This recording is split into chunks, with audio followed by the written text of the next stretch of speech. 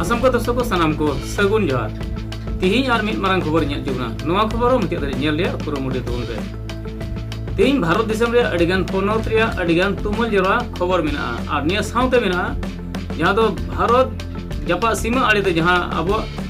दिसम को मेना जहां दो अब दिसम बाहरे ते जहां दो भूटान मेना बांग्लादेश नेपाल मेना नोवा को टोठा रिया हो से नोवा को दिसम रिया हो अडिगान टोठा रिया तुमुल जरा खबर को मेना आर उनाइते तिहिं नोवा खबर मुचाद रे ᱧᱮᱞ रे कुरुमुटी पे चेदा जे अब अड़ी रकम समस्या चितान रे मेना बना और नोवा समस्या जहां लगाते समाधान से ओकाल काते समाधान नोवा इदि कते अब जतो हड़ा कुरुमुटु तहन kana से सामाजिक स्तर रन जहां कमिया को मेना को उनको अडिगन कुरुमुटु मेना को चिदा जे ओकाल काते अब समाज बन जुता मेनखान अब नोवा को दिसम खन अब चे लेखाना गड़ो गड़ो बन ᱧᱟᱢᱟ और नोवा को दिसम साउते ओकाल काना अबुआ कमी रे चला kana अब नोवा इदि को नेला पूरा नोवा आपे बुझो चिपरे कुरुमुटु अब गलांग बन नेल लगी इ साउते तिहिं बन नेला भारत दिसम रिया मारंग खबर और नोआ खबर को मज पुष्टते आंजम चुपेरिया कुरुमुटुया आसाम कैबिनेट रे तिहिं मारंग खबर चितान रे मारंग सिद्धांत होइना राज्य सरकारी कर्मचारी और पेंशनर को महार्घ भट्टा डीए 58% खन 60% लय वृद्धि होइना उत्तर पूर्व नाखा दा जड़ी रिया मारंग चेहावना दक्षिण पश्चिम मौसुमी रिया हिसिद इतिमध्य मणिपुर और मिजोराम रे प्रवेश किदाय दारायकान बारपे दिन भित्रीते आसाम सह समग्र उत्तर पूर्व विस्तार भावे हुई रिया संभावना हेना मेनते नोआ को लय आकादा आसाम रे यूरोपीय यूनियन खन उच्च पर्याय दल रिया मारंग खिलट मेना चेदा जे निया दारायकान 8-9 जून गुवाहाटी रे टीम यूरोप दल रेन उपस्थित को तहना भारत रिया प्रथम ब्लू वैली क्लस्टर उद्बोधन रिया कार्यसूची हो हुई सतेना नेतबन आजमा नते बढ़ती खबर को आ नोआ खबर को एसामिस गोपसी आड़ांगते लय आजमोगना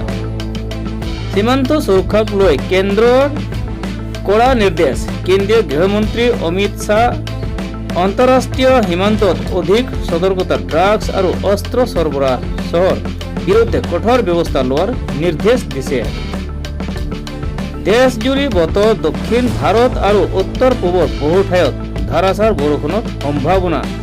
आनहाते उत्तर भारत ताप प्रवाह अब्याहत आछे भारतीय रेलवेर साफल्य भारतीय रेलवेर निज ब्रॉड गेज नेटवर्क 99.6% विद्युतायन सम्पन्न करिছে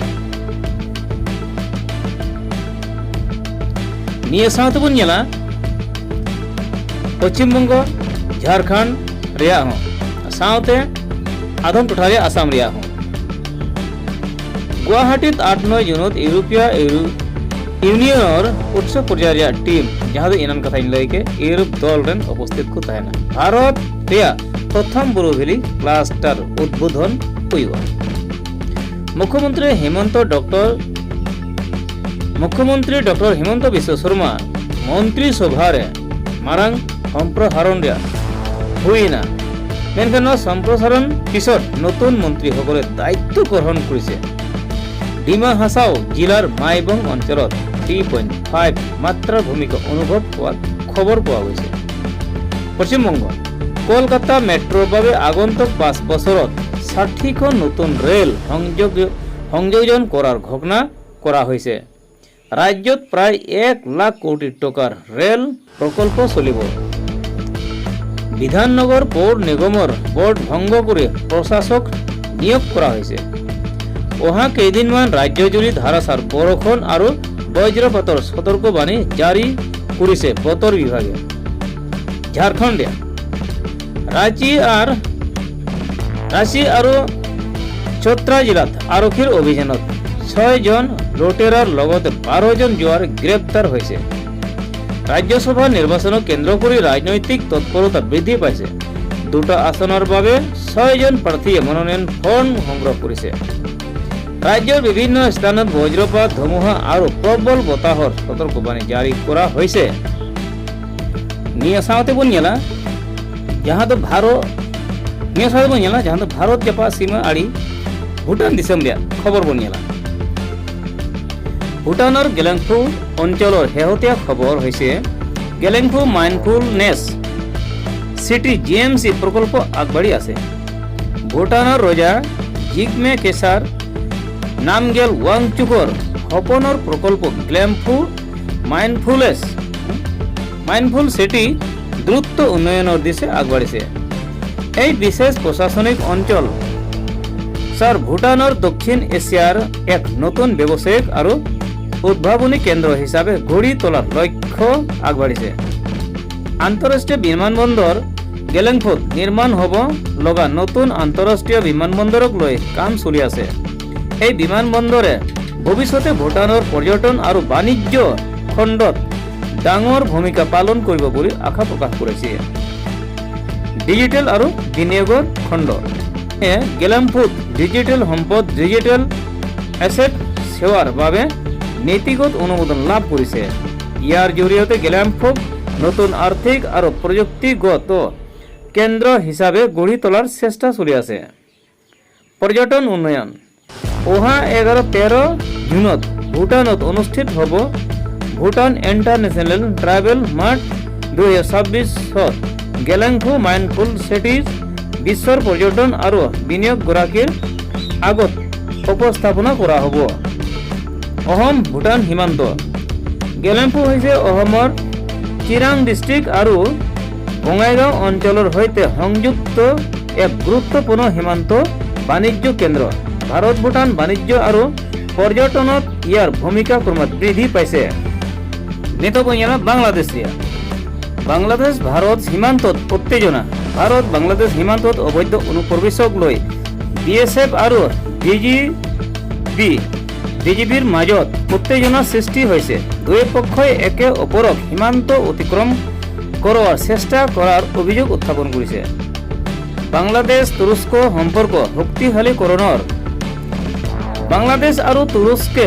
প্ৰতিৰক্ষা আৰু বৈদেশিক বিষয়ত যৌথ মন্ত্ৰী পৰ্যায়ৰ কমিটি গঠনৰ সিদ্ধান্ত লৈছে প্ৰধানমন্ত্ৰী তাৰিক ৰহমান আৰু তুৰস্কৰ বৈদেশিক মন্ত্ৰীৰ বৈঠকৰ পিছত এই সিদ্ধান্ত ঘোষণা কৰা হয় ডেংগু আৰু চিকুনগুনিয়া প্ৰতিৰোধ অভিযান বৰ্ষাকালৰ বাবে পূৰ্বে সমগ্ৰ বাংলাদেশত ডেংগু আৰু চিকুনগুনিয়া প্ৰতিৰোধৰ বাবে বিশেষ পৰিষ্কাৰ পৰিচ্ছন্নতা আৰু সজাগতা অভিযান আৰম্ভ কৰা হৈছে অৰ্থনীতি বাংলাদেশে নতুন IMF ঋণ চুক্তিৰ বাবে আলোচনা আৰম্ভ কৰিছে চৰকাৰে বৰ্তমানৰ অৰ্থনৈতিক পৰিস্থিতিৰ লগত খাপ খোৱা নতুন সংস্কাৰ পেকেজ বিচাৰিছে ইন্ধনৰ মূল্য বৃদ্ধি আন্তঃৰাষ্ট্ৰীয় বজাৰত তেলৰ দাম বৃদ্ধিৰ ফলত বাংলাদেশে পুনৰ পেট্ৰল আৰু কেৰাচিনৰ মূল্য বৃদ্ধি কৰিছে ইয়াৰ ফলত পৰিবহণ আৰু নিত্য প্ৰয়োজনীয় সামগ্ৰীৰ মূল্য বৃদ্ধি পোৱাৰ আশংকা আছে